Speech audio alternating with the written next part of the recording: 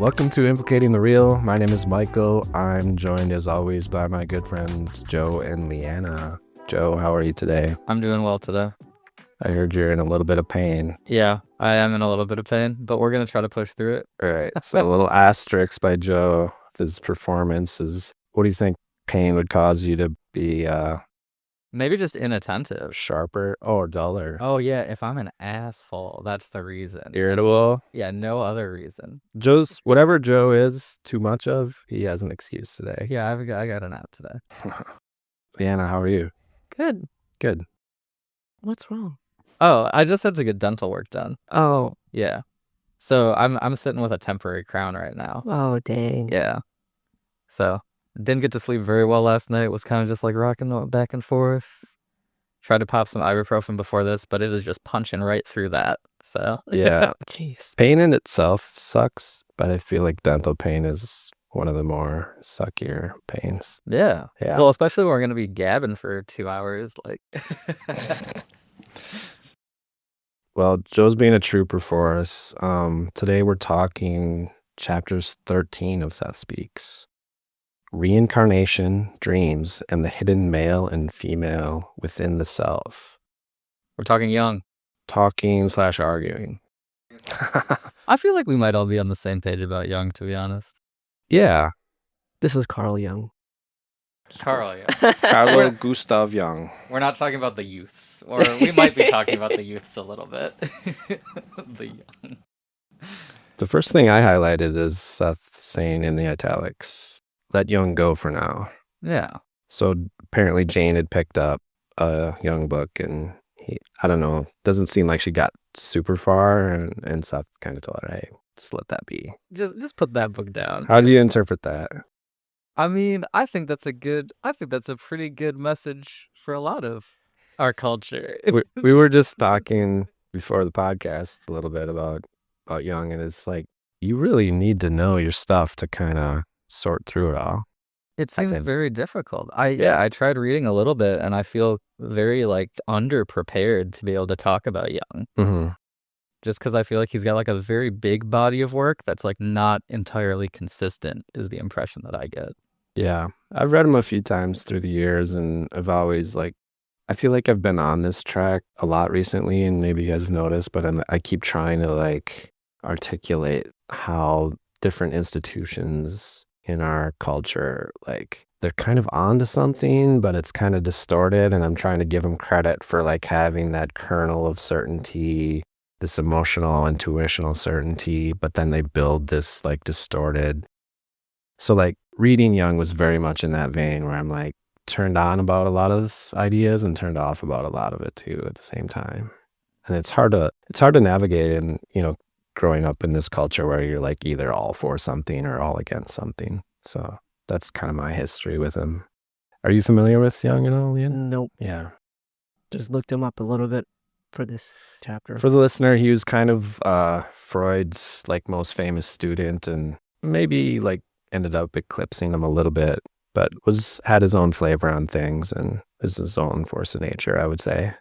Yeah. What kind of psychology is that? I think it's depth psychology or Analysis. personality psychology. Yeah. It's like the same. It's like if you imagine the classic image of the Freudian psychologist is the patient laying on the couch, and then the analyst sitting there sitting notes, and then the patient's talking about, oh, I had this crazy dream, and my mom threw me in the oven and I got turned into a muffin, and then the Freudian psychologist is yes, you want to have sex with your mother. So Jung was a little less of the mother father sex stuff, but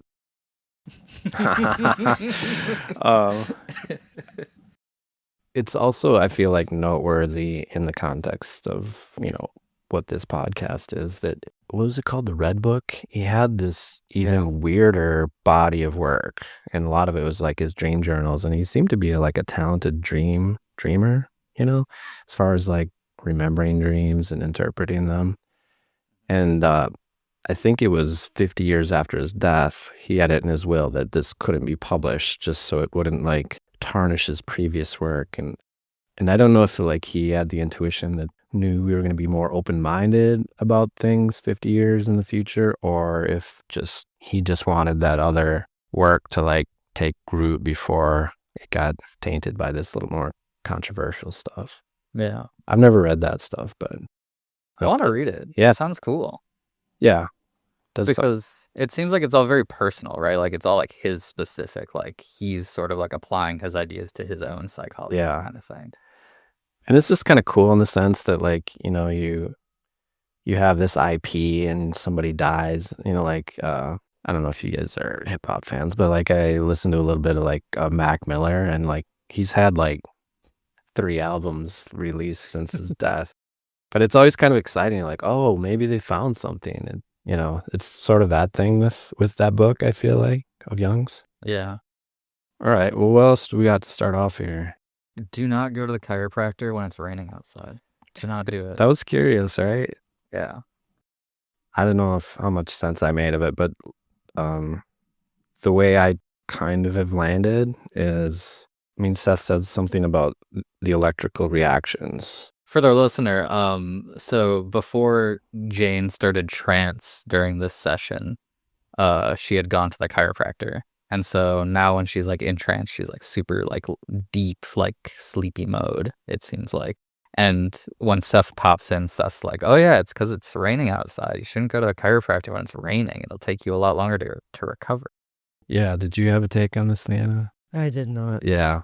I don't know where to put this, but I guess where I landed was, you know, like reality, according to Seth, is a mental phenomenon, and he refers to electrical or electromagnetic reality. And in that sense, I see how the weather would have an effect on everything.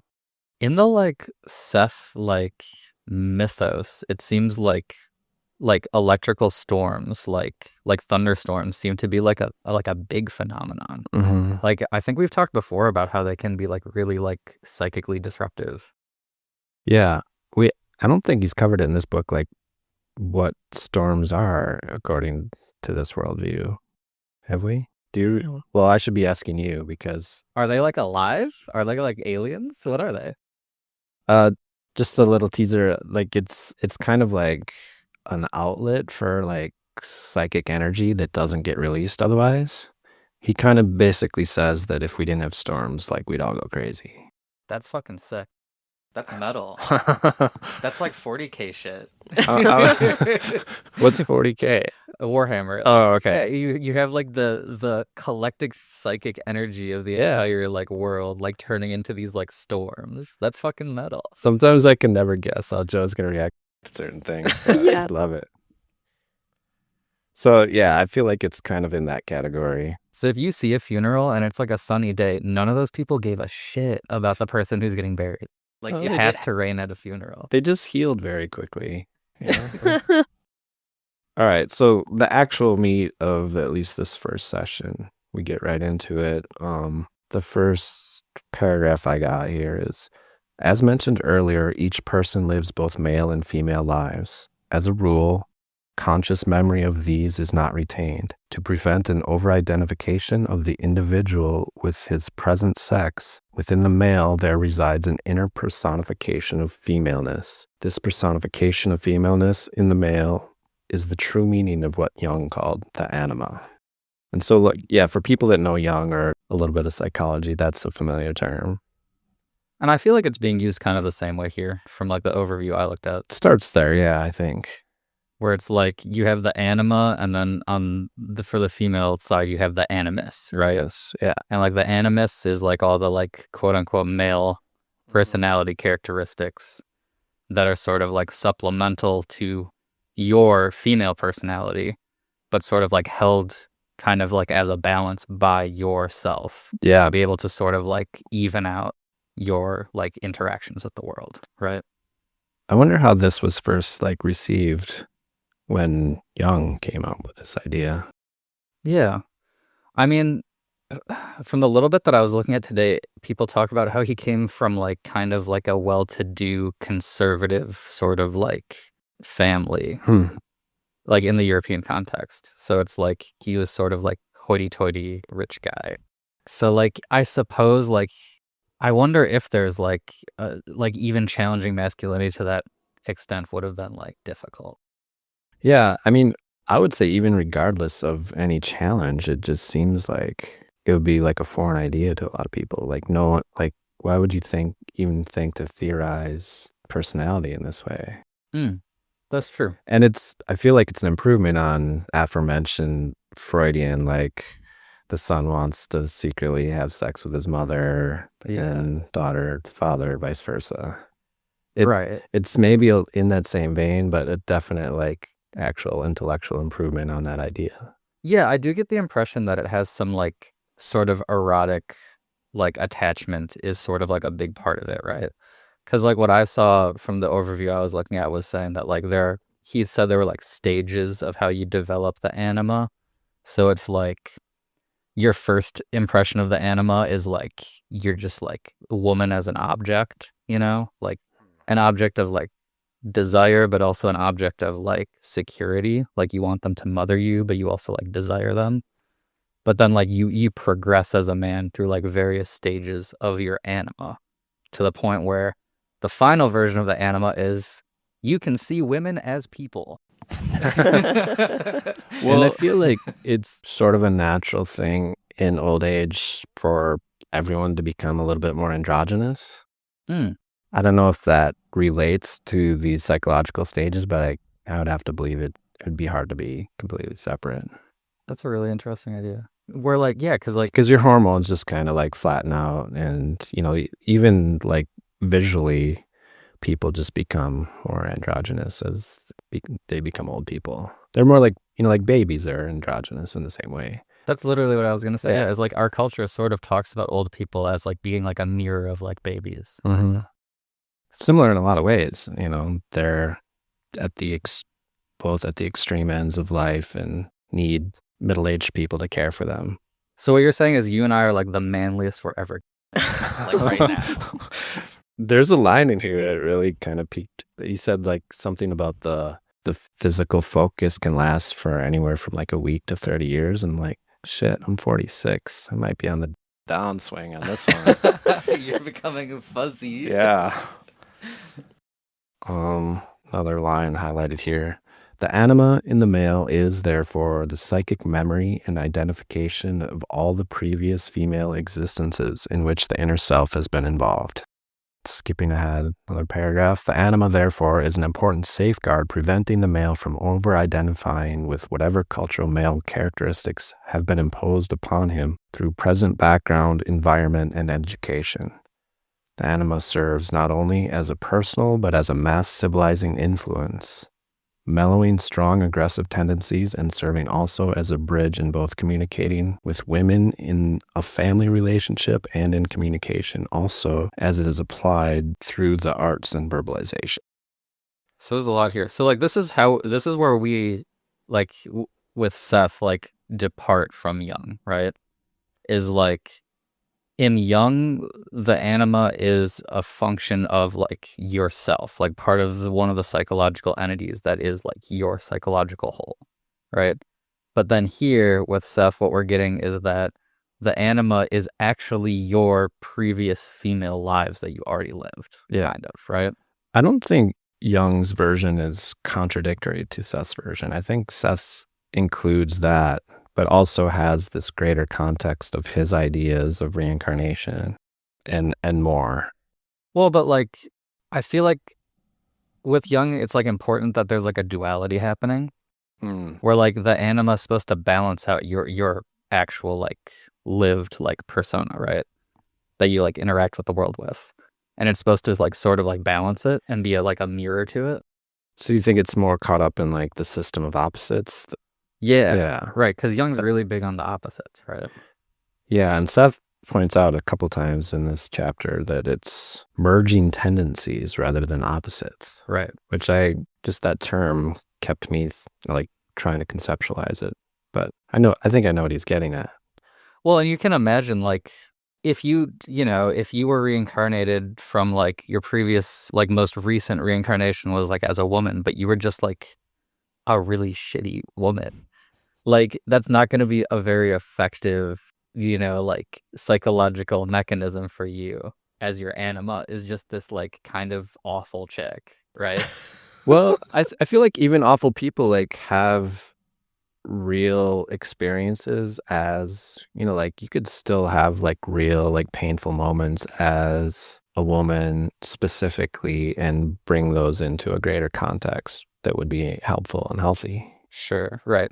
And like I suppose we could like make the caveat that like all this stuff is pre-planned. So like the shitty part was actually so you could like be useful later on or something like that. Yeah. And I don't know how much of it just like comes out. Like it does sound like there's still like a brand new personality, but that the anima of this previous life, it has like this inner kind of like truth to it. So you don't get like caught up in like, you know, like just cultural, worldly, you know, narrow definitions of what masculinity and femininity are. Liana, did you have anything? I was just busy thinking about how even if the woman was shitty, I don't think that's like an opposite to feminine characteristics. Like in the context of what he's saying here, the anima prevents the male from over-identifying with whatever cultural male characteristics have been imposed upon him. Which, like, if you just think about, I mean, there's good masculinity, good, and then there's like quote-unquote toxic masculinity. Mm-hmm. And like those, I don't know, like you can't just say just because the woman was an asshole that it's not. She could be an asshole that's still very feminine, or be an asshole and not be very feminine. I just don't think asshole would be opposite of any of those traits necessarily. I think like asshole is more like, are you inconsiderate and selfish, which is its own spectrum of like characteristic independent of female or male. Yeah, everyone can be an asshole. Yeah. Everyone has an asshole. Yeah. Yeah. Whoa. Surprised Jung doesn't talk about that.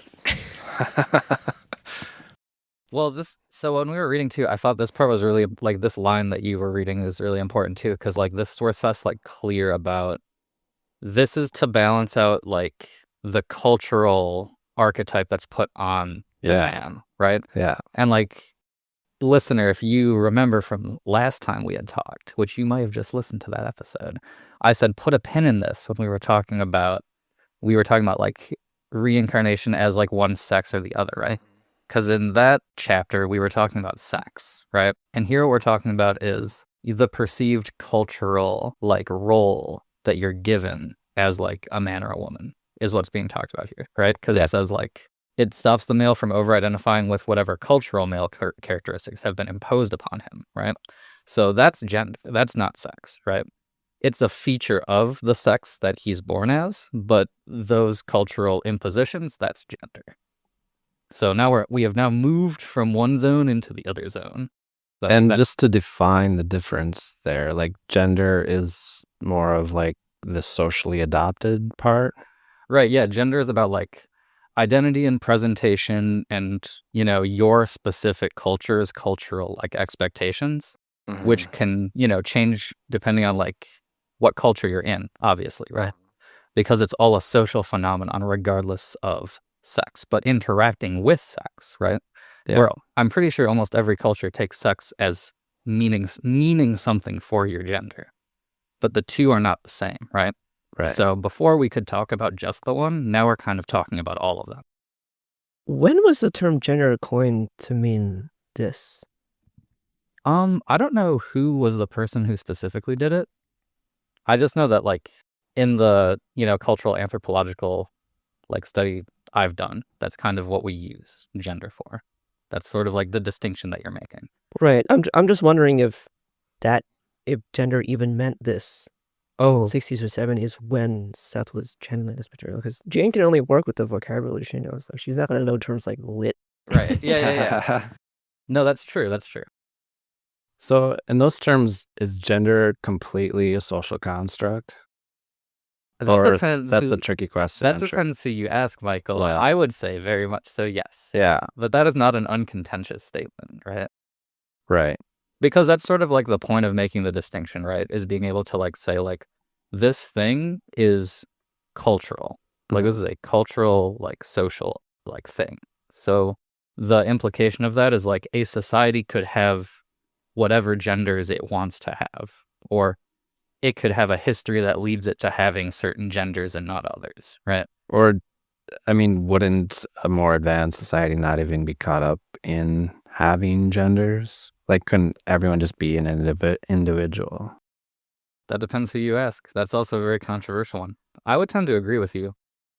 I feel like where I land and when I've like had some debates with, identity politic people, I feel like prizing the individual, and I actually wrote it on this very page, talking about the anima and animus. I went back to that idea that I was having from a previous chapter where I was trying to square Seth saying that individuality has to be prized, and it's kind of counterintuitive in some sense, because I think we tend to like think of that term as selfish Mm-hmm.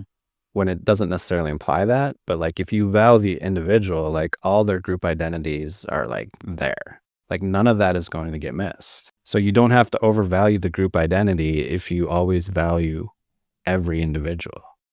I agree. And I think there is complications with it. Like in general, I like the idea of like gender abolitionism, which is just like we should just like not worry about like what gender people are or like even worry about what gender we are, right? Yeah. But like I think there's an interesting analog too though when it comes to like ethnic identity, where I feel like a lot of people in our current American context have issues where they like feel very like disconnected to ethnic identity, right? Because it's been superseded for them by a racial identity. I think this is behind a lot of people's sort of like white person anxiety, is like feeling like they don't have any culture. Like there's like this common trope of like the white person who's like, I just don't have any culture when they like interact with a person who's non-white, right? Yeah. And it's sort of that idea of like, does a multicultural like cosmopolitan society mean that we all like meld into one culture, or does it mean that we have such a plurality that everyone has their own distinct thing going on, right? And they're two different paradigms, Yeah. I still think the easiest way out of, the morass of that is going back to the individual. Like it often happens these days, there's an assumption that if you're like a white male that you've had this easy life. And like I think you take any individual and any number of crazy things could happen to anyone. Mm.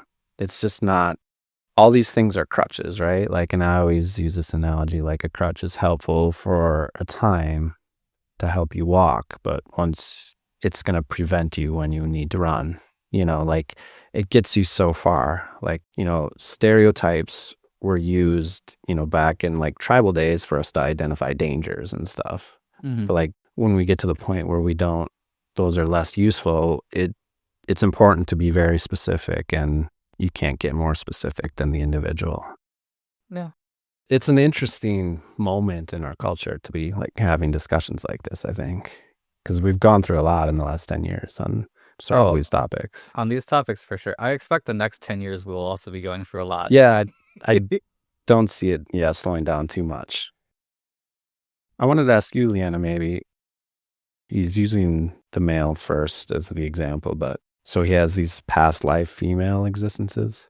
Do you think that would apply to future female existences too? And he's just like laying it out this way so people aren't caught up on the time thing? I think so. Yeah. That's a really good point.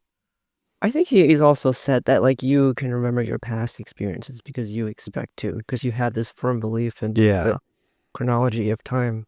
If we actually believed that our future was happening now too, as a society, then you might then consciously dream of they'd be available. Yeah.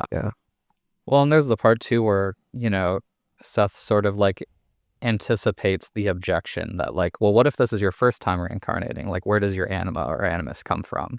Yeah. And sort of says like, well, it's there from your higher consciousness anyways. Yeah. It's sort of like an underlying sub level of like this transcendent sort of like non-gendered being that can like sort of swoop in and act like the anima or animus. Yeah. And I think Seth attributes like, that's why sometimes if you look at these psychologists like in Jung, right, like they're seen as almost like a godlike figure. And that's like sort of where that comes from, is that it is sort of a godlike figure, right? It's this like transcendent self.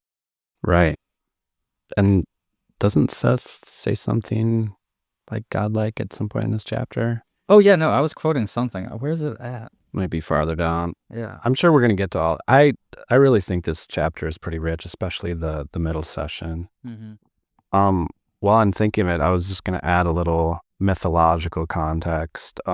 This is a book called The Origins and History of Consciousness by Eric Neumann, he was to Jung what Jung was to Freud. He was like his most star pupil. And He's the Aristotle. yeah, apparently Jung said this is the book he wished he would have wrote, What? which I think they should advertise that more. You know, it would sell more copies. But this is just a footnote in the introduction. It says, "It is in this sense that we use the terms masculine and feminine throughout the book, not as personal sex-linked characteristics, but as symbol expressions. When we say masculine or feminine dominance obtrude themselves at certain stages or in certain culture types of person, this is a psychological statement which must not be reduced to biological or sociological terms. The symbolism of masculine and feminine is archetypal and therefore transpersonal. In the various cultures concerned, it is erroneously projected upon persons as though they carried its qualities. In reality, every individual is a psychological hybrid. Even sexual symbolism cannot be derived from the person because it is prior to the person. Conversely, it is one of the complications of individual psychology that in all cultures, the integrity of the personality is violated when it is identified with either the masculine or the feminine side of the symbolic principle of opposites." It's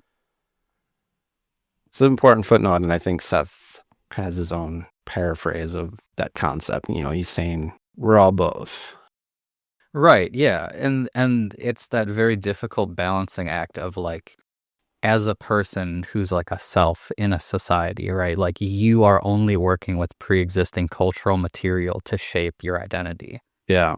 But I like that it sort of like frames it as sort of like a disservice or like a violence to like the person, to like that they have to sort of like fit themselves into a box to be able to like do that, to have like the language to talk about themselves. They need to adopt themselves to the language itself, right? Which can't actually contain their whole self, you know? Yeah. It's interesting. I wish that Seth had made that more clear here, to be honest. Because in other areas of the book, he refuses to use our terminology. Like, he's like, I don't really want to say the word ghost or soul because it comes with all these previous connotations. So I'll just make up this new word entity that in your culture hasn't had anything ascribed to that yet. But I'm like, I don't think that what culture describes as femaleness or maleness is inherently female or male for humans or for most animals if you look at them. And so I just wish that he didn't use the terms female and male. I wish he was just like, okay, here's like your nurturing side, or maybe your creative side, or maybe your aggressive side.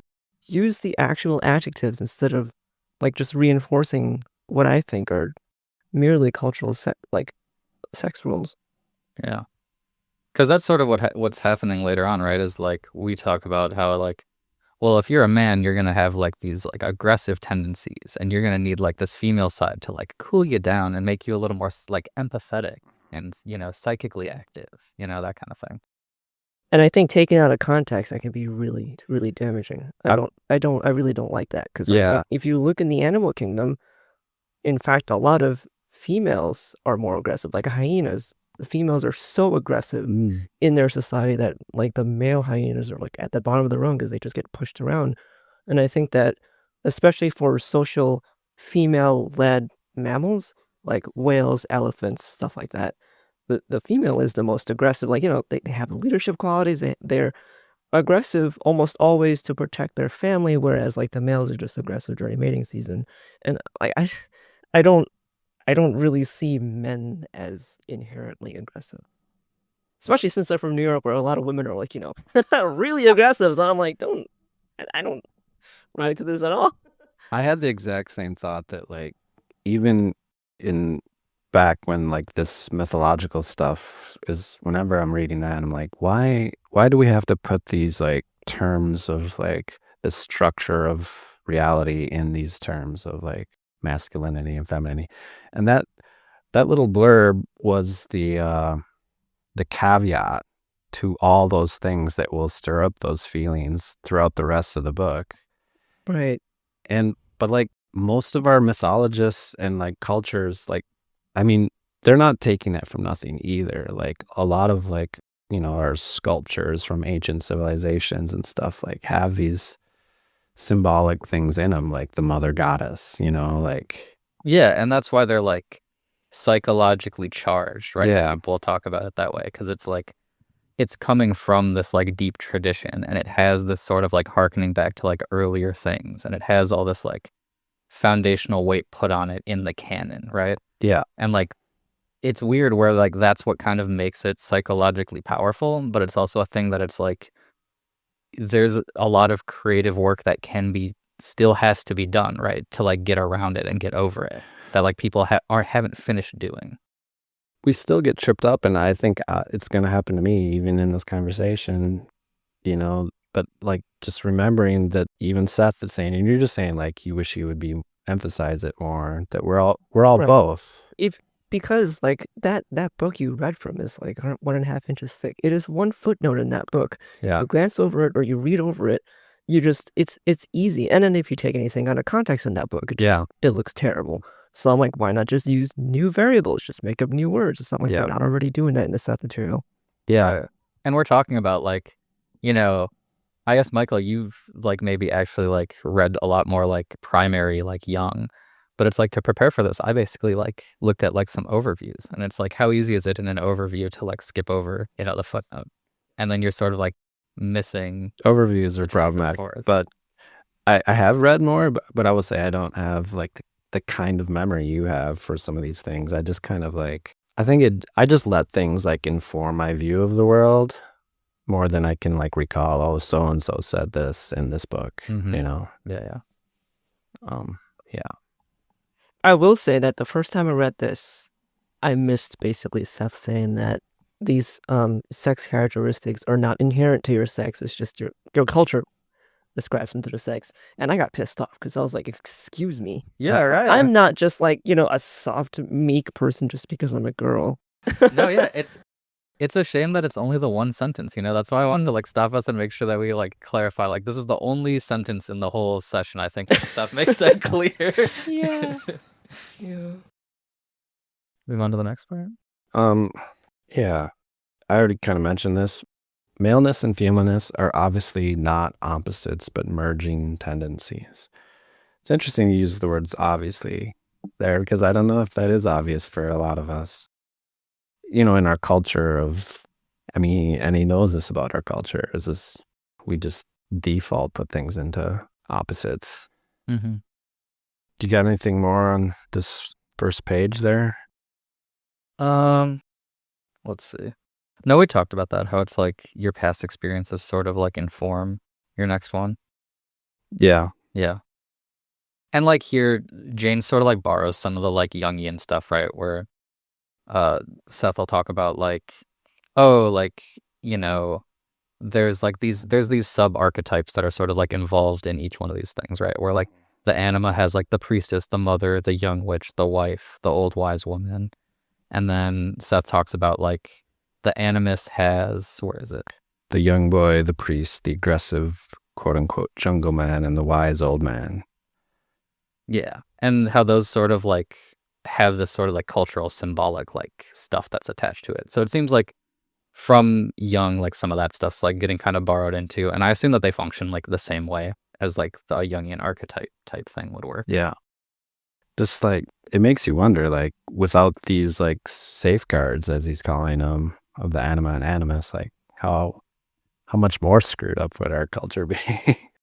Well, would we literally have like men versus women kind of like tribes and stuff? Like, I thought that was interesting because I like later on Seth talks about like, well, why did we even do this? Like why did we even decide to split up like into sexual dimorphism, right? Yeah, and I think that's really interesting, and he kind of left it open. He's like, it's not for this chapter, didn't he?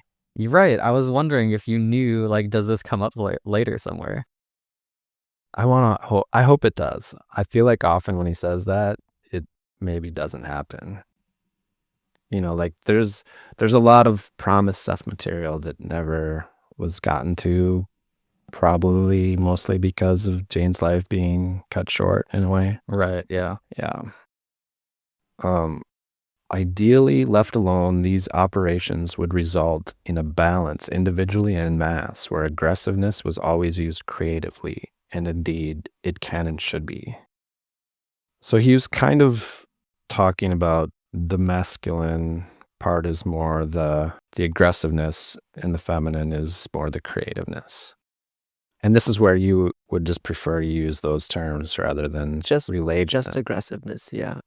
Well, right, because like on the one hand, we can get worried about like we don't want to essentialize people into like genders, that they might not identify with. But on the other hand, there's also the risk of you don't want to essentialize people into the gender that they are comfortable with and have been born with and are in their entire life, right? Where that's one of the things I had like kind of with the whole chapter. There's like this weird thing too of like, because you're categorizing personality traits into gendered like language, you make this interesting archetype, or not archetype. I guess I should be careful with saying archetype in this episode. You make this interesting sort of like framework where it's not enough to be a man or a woman if that's what you are, right? Where it's like, as a person who was born a man and is comfortable being a man, I feel like being a man is sufficient, right? And like I feel like there's problems where you tell somebody that their gender identity is also insufficient. Yeah. I feel like we're always just gonna have to remind each other of like the caveats, right? Because he's not saying you're born a man and you're a man, or that's sufficient or insufficient. He said, like we're new consciousness and we need this tension. We're gonna get to that. Right. But we are built in from the beginning. These are safeguards to remind us that we're not just one or the other.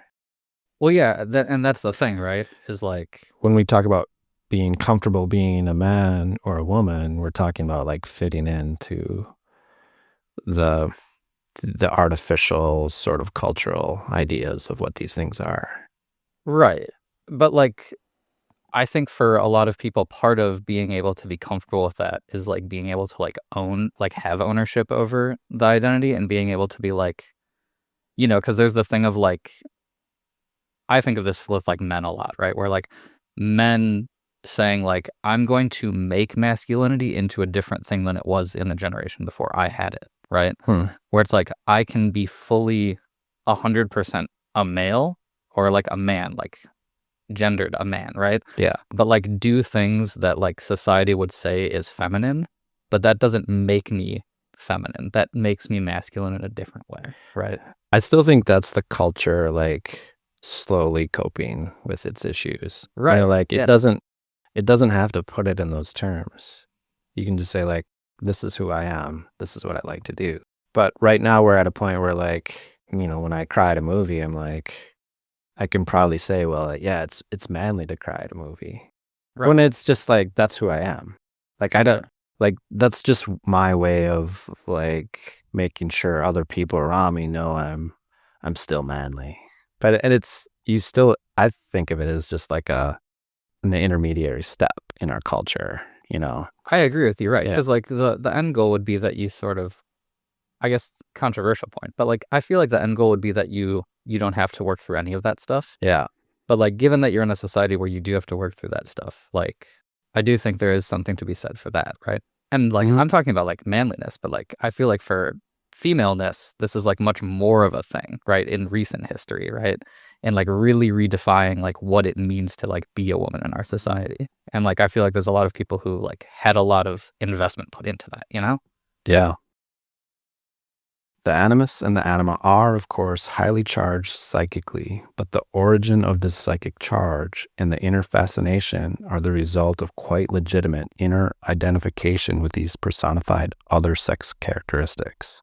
They not only have a reality in the psyche, however, but they are embedded in genetically codified data by the inner self, a genetic memory of past psychic events, transposed into the genetic memory of the very cells that compose the body.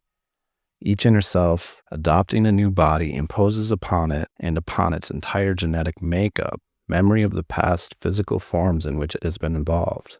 Now, the present characteristics usually overshadow the past ones. They are dominant, but the other characteristics are latent and present, built into the pattern. The physical pattern of the present body, therefore, is a genetic memory of the self's past physical forms and of their strengths and weaknesses. I find that really interesting because in school they taught us that DNA, there's like a lot of junk DNA that's just there as a result of just leftover cruft from transcription, just the actual act of transcription, and it's meaningless. And I was like, huh, that's so weird because you also teach us that biology is really careful not to waste energy on something that isn't going to be meaningful. Yeah, I always And got a kick out of that, like, scientific assumption is like, if we don't understand it, it's just junk. yeah, Like, didn't they say that, like, about the appendix or something? Like, Mhm. we don't know what it does. We don't think it does anything. We'll just take it out. Yeah, it's just leftover from like prehistory of But I guess, evolution. yeah, that maybe gets to, like, if you're invested in this idea of evolution, then maybe that makes sense. Like, this is something that's in the evolutionary process of disappearing. right. Well, but that's the thing with the appendix example, right? Is that we learned that that's not true, because like the appendix like produces like bile or something. It's a no, but they say it's a repository for your gut biome. So if you maybe blast yourself with antibiotics, a lot of your healthy microbiome gets purged, but some of it is going to live in the appendix and come back out and reseed your. Oh, that sounds really important. Yeah. I mean, it's not mandatory because I guess you could just load up with a ton of probiotics orally, but Hell, stomach's barely necessary. I saw something maybe online recently, but yeah, they were like ranking a hierarchy of like the vitality of organs, like most to least. I don't know why. What immediately comes to mind is like ranking the vitality of parts of your car. Like, I mean, is the engine more important than the brakes? I don't know. It's contextual. There's some things though. I can confirm the engine is more important than the brakes, because I have definitely driven a car with no brakes. But I mean, if you're in a truck that doesn't have an engine and you don't put the parking brake on, you're on top of a hill True. and you're sliding down. Both are more important than the bumper. True. The bumper's just left over from evolutionary. Yeah, history. it's just junk. It's just junk. I could argue that there is some junk in modern cars. When I was reading this the first time last week, I was thinking, like, it just randomly occurred to me. I don't remember where I read this, but Not the first time ever. well, no, Yeah. this is like my fourth time reading the book, but like I remembered about how, like, reading headlines about people who get an organ transplant anonymously and then have a behavioral change. I thought that too. And then I looked it up, and apparently, like, this is like something that they've studied. They've had a few case studies where someone gets an organ anonymously, and then not only does their personality change a little, their palate starts to change, where they start craving chicken nuggets, whereas before they hated them. And then they'll also start having dreams where there's someone else, and they're able to basically pick up on aspects of that other person's personality, like their name and their preferences, and then it'll bother them so much. Some of these people are somehow able, I guess, I say somehow because I'm like, but HIPAA, somehow able to find out who donated that organ. They get in contact with the previous, like the organ donors' families, and they're able to confirm, like, oh yeah, his name was Tom. He did like chicken nuggets. He was like this. And I was like, that's so interesting to me because I didn't learn at all that personality is coded into genetic. I wouldn't think that like a heart would contain that sort of thing. Like, sure, if you're going to say that our personality comes from genetics, great. But wouldn't that be something that would be expressed in the brain instead of through a heart whose only purpose is to just pump blood? Like, what? The heart can have that, but I mean, it wouldn't be running that software, so to speak. Yeah, there's when it's just pumped. There's no like mechanical connection between the DNA and like a heart cell, Right. like your brain, right? Yeah, Basically. exactly. Because the heart cell is just supposed to be like, well, how do I send these electrical impulses? How do I like be a nice muscle so I can pump all this blood? It's not Right. I think this first sentence is illustrative in this context. They not only have a reality in the psyche. So he's saying that it exists, and so like the physical correlate is the brain, but it's almost like a backup system. I don't think it's technically that, but this kind of refers ahead to the next session or the third session maybe, when he's talking about conception and the fetus, and then the fetus has its own consciousness, and then the personality enters that body. And so I'm wondering, I'm trying to parse out, like, in your example of like the organ, is it just this genetic, what do you call it, genetically codified from past life stuff that's there, or is part of their personality like inhabiting that organ? And Well, see, I mean, there's that whole, I don't know the name of this, but like, if you rebuild a ship with different parts, it's still, you would still refer to it as the same ship. The ship If- of Theseus. Exactly, yeah. Yeah. Eventually, the heart cells in your donated heart will be replaced. It's not like you can expect those cells to live 60 years. And so what is it, when you say is the personality embedded in the organ, what does that mean? well, what I was asking is, like, when he's saying not only having a reality in the psyche, is part of the psyche traveling with the organ to that new person, Right. which is pretty trippy to think about. Because like if what you're saying, right, like it's genetically coded and then this person somehow has access to it, that would be like the physical correlate of that happening, is like having that DNA in your body somewhere, Yeah. which presumably makes it more like present to you. I don't know. That's a good point. Because how would you genetically encode that the guy's name was Tom? Yeah. Well, I think is it an unknown reality where Seth talks about capsule consciousness, I don't or, remember which book it was. but he's basically saying like the building blocks of matter, the consciousness that is the building blocks of matter, like basically have knowledge of everything, Mm-hmm. Oh, which is bananas, but it kind of makes sense. what is that called? Is there It's a Western philosophy thing? Yeah, Monad? it's monadism. Yeah. We talked about that before. Yeah. Where monads are like this tiny, infinitesimally small particle of like existence, but they also like contain knowledge of like every other monad. Yeah. And so, like, to me, I always go back to this, like, this simple explanation is like personality is kind of a limiter, but more precisely, maybe like a focus. If you're made up of monads or something that has the knowledge of everything, what your experience is primarily is blocking out 99.99999% of everything and having this focused experience. Yeah, and that gels with chaos theory, right? Where like to be a functioning system like inside of like a larger like macro system, there's sort of like a balance between like order chaos, right? Where it's like you have to, as a system, be like responding to everything that's happening around you, but also kind of sometimes ignoring all the stuff that's happening around you, because if you didn't, you wouldn't be an entity. Like part of what makes you an entity is like that you persist in spite of changes happening around you. Yeah. Chaos always makes me think along the same line as, like, we were talking about, like, junk genetics or whatever. Like, it's another thing. Like, we just term something chaos as it's an actual thing, but I feel like it's just, to me, the more honest definition is like it's just something we don't understand yet, or we don't have the capacity to understand. I mean, it depends if you're a determinist or not. Like, do you think if I roll a die, we know ahead of time what the result's going to be? In what sense? It's a tough question to ask in this setting. I mean, as a kid, I always felt that in theory, you should be able to make a supercomputer that can predict everything. The laws of physics apply universally. Then how you cast a die physically will determine how it comes out. Mm-hmm. So yeah, yes. I mean, like I that's can- the question. I can flip a hammer and catch it on the handle. Like, why? 100% of the time, I've seen him do it. But like, how much different is rolling a die? You know, like it's a little bit like balanced in a way that maybe, but like, I don't think there's like, in the same way that we were talking about evil doesn't really exist in the way we think of as a force of, like a natural force. I don't know. I don't think chaos exists as like a natural force. Interesting. How do you do things then? Like, how do you make impacts on the world? Like as like a psychological entity, like as a consciousness. Without there being chaos? Yeah. Well, I mean, there's this same phenomenon that people are referring to as pure chaos, but like I said, I think it's just like phenomena that we haven't, put into an orderly framework yet. When you say chaos, you mean what people would refer to as randomness, right?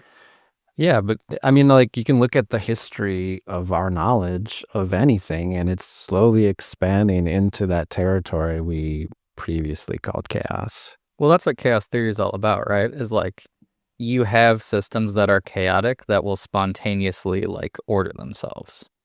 And it's about trying to understand that there's like these sort of like undercurrents inside of chaotic systems that don't produce deterministic results, but they produce tendencies. And like that's the interesting thing is it's like you can make predictions based off of it, but you can't make 100% predictions. You can make fuzzy predictions because it's all about tendencies and not like direct predictions, you know?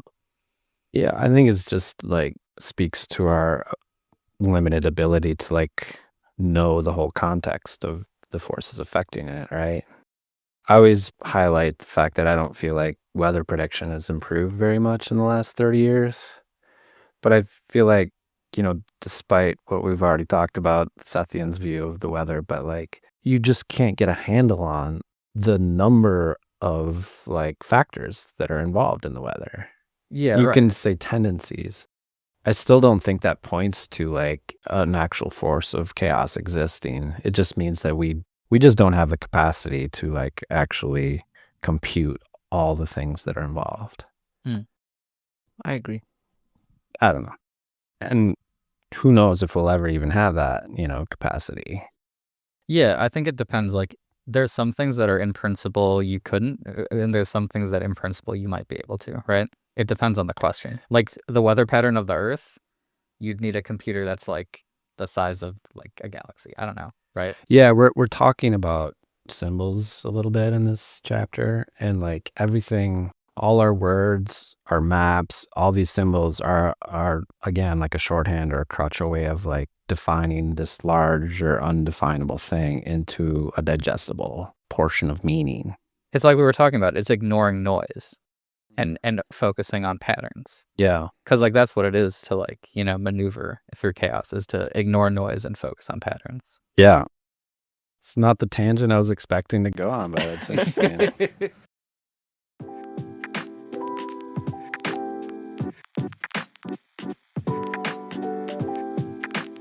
I'll try to put this as simply as possible. There are presently invisible layers within the body. The topmost layer that you see representing, of course, the present physical form. But enmeshed within these, or within this, there are what amount to invisible layers, shadow, latent layers, that represent previous physical images that have belonged to the personality. They are kept in abeyance, so to speak. They are connected electromagnetically to the atomic structure of the present body. To your way of thinking, they would be unfocused. They are a part of your psychic heritage, however. Often you can call up a past strength of a previous body to help compensate for a present weakness. The body does not only carry memory biologically of its own past condition in this life, therefore, but indelibly with it, even physically, are the memories of the other bodies that the personality has formed in previous reincarnations. Have you guys seen Avatar: The Last Airbender? No. That's the thought that immediately hit my mind when I read that. The like thing where it's like Aang and he like looks over and it's just like of just like all the avatars as lost avatars. Oh. Yeah, I didn't even know that was part of it. Yeah, like the show's about like he's like the reincarnated like avatar, right? Which is like a person that's like got special powers and stuff. Yeah. But like there's all these times where he's like, I don't know what to do, and he like meditates really hard and just like talks to one of his like earlier like personalities. He's like a full grown adult person who's like, yeah, you need to just like kill this guy. And he's just like, fuck. That's funny. Yeah. One of the things I was thinking reading this was like, I don't know if you notice this or if it's just me, but like, I feel like sometimes people look differently than the day before, just a very subtle but like poignant way maybe, or even like myself, if I look in the mirror, I'm like, oh, like, and I don't know if that has anything to do with this or if that's just like, more the subject than the object, but Humidity. Some people's humidity. hair goes nuts. It's my nearsightedness. Just squinting, like you look different today. But I mean, not even physically, but there's personality differences, and like we have ways of like explaining that, and maybe they're thorough or maybe they're not, but like we just say, oh, I'm in a mood, you know. Mm-hmm. But you might be more in touch with like one of these other layers. Yeah. This might come up later in the chapter, but our little intentional community here at this house, we had a little movie night last week. We watched Poor Things. Have you ever seen that? One of the techniques that they use, I don't know if you noticed this, but like it's kind of like a zoomed out. It was kind of like fuzzy on the outside, like a tunnel vision almost. It was like a removed, and I'm sure we'll get to it, but there's some quote Seth has coming up that says, oh, I think it's about the fetus and the personality. It says sometimes like they hover in and about the fetus. Yeah. But I just thought like, especially that movie, because it involves analogous ideas. I happen to think it's kind of a masterpiece, but it uses that technique, and I don't know if that's the intentionality, but it just sometimes it's like the viewer or the subject is like perceiving it from this distance. Yeah. And Like you have sort of like a fuzzy, like, what would you call that? Is that a vignette when you like put somebody in like a circle? I don't know. Or like they do the thing too where they do the like tilt frame thing where like everything looks like it's like a little like toy like houses and stuff. yeah, All it's scenes. like fisheye, but the one I just think it's called tunnel vision, maybe. I don't know, but it's just like you're just a little bit more removed, and it's fuzzier on the outside.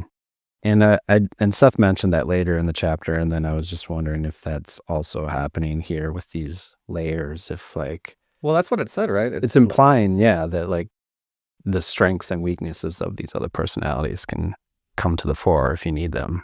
Yeah, and otherwise they just sort of exist as like sort of a like phased out. They sort of like you're like a piece of like particle board, and they're just all like smashed together, just like onto one on top of another. Exactly like that. Didn't last chapter didn't Seth say that all your abilities you have now were developed in some other life? Maybe this is just a mechanism of how that happens. Yeah. I don't know if he meant like all in some other life, but you have developed them, whether that's in your own past in this life or some other life. Mhm. Yeah. Yeah. Like he's kind of saying you should give yourself credit for the talents that you have. You've earned them. Mm-hmm. Right. The anima and animus are closely connected with these interior body images. These body images are highly charged psychically and also appear in the dream state. They operate as compensations and reminders to prevent you from over-identifying yourself with the present physical body. Kind of the same concept, repeat, just putting a bow on the session, I guess. I mean, that sort of like does put a bow on it, right? Like that. So that's sort of like the mechanism of like how this anima animus interaction is supposed to happen, right? Is you have these other personalities that are sort of like already kind of carried along with this like new like present like active personality, and they would be there, you know, whether or not, right? Because they're just your reincarnational selves. But then because they're kind of already present, they can become psychologically linked into the like anima or animus is kind of the idea that I got out of it. Yeah. Yeah. Very interesting. I feel like even, you know, none of us have recently like dug into Jung, but I feel like Seth gets right to the point here in the way that Jung doesn't. But again, as listeners probably know, I'm a little biased about this particular material, but I'll say I've read them both and this one resonates more. Bam, take that, Jung. Yeah. You dead motherfucker. Take that. That's our show, but fear not, the never-ending conversation continues next week. If you're enjoying the show, please be so kind as to subscribe, like, rate, and review, and if you're feeling frisky, tell a friend. Contact us at implicatingthereal@gmail.com. You can support the show at patreon.com/implicatingthereal. We are doing our best, but whatever support you can lend helps us appreciably. We are not affiliated with the publishers or proprietors, but we encourage you to get the books. You can follow along as we endeavor to dive deep into the Sethian worldview, and there's really nothing like cultivating your own relationship with the material. Until next week, we wish you a fond good evening.